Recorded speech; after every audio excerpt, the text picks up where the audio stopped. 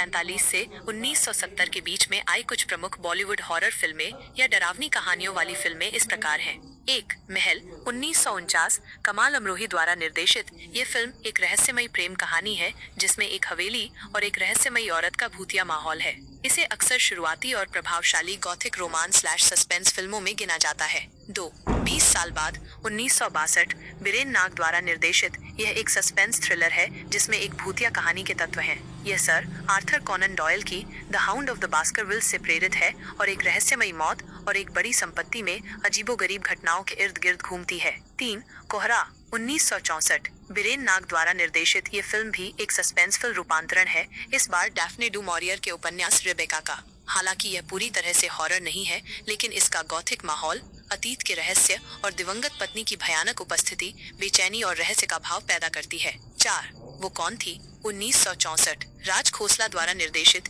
ये suspense thriller अपनी रहस्यमयी महिला, डरावने गानों और उसकी असली पहचान के सवाल से दर्शकों को बांधे रखती है। इसमें मनोवैज्ञानिक हॉरर के तत्व और एक अजीबोगरीब एहसास है। 5, गुमनाम 1965, राजा नवाथे द्वारा निर्देशित। इस सस्पेंस मिस्ट्री में कुछ लोग एक सुनसान द्वीप पर फंसे हुए हैं जहां अजीब और डरावनी घटनाएं होने लगती हैं। हालांकि इसमें थ्रिलर के तत्व हैं, लेकिन अलग थलग स्थान और अज्ञात खतरा डर का माहौल बनाते हैं। 6, भूत बंगला 1965, महमूद द्वारा निर्देशित। ये फिल्म कॉमेडी और हॉरर तत्वों का मिश्रण है। मुख्य रूप से एक कॉमेडी होने के बावजूद इसमें एक भूतिया घर और डरावनी स्थितियां हैं, जो इसे उस समय की हॉरर कॉमेडी शैली में एक उल्लेखनीय फिल्म बनाती है। 7, ये रात फिर न आएगी 1966, ब्रिज सदाना द्वारा निर्देशित। इस सस्पेंस थ्रिलर में पुनर्जन्म और एक पिछले जन्म का बदला लेना शामिल है। रहस्यमयी माहौल और अतीत का खुलना एक डरावनी कहानी बनाता है।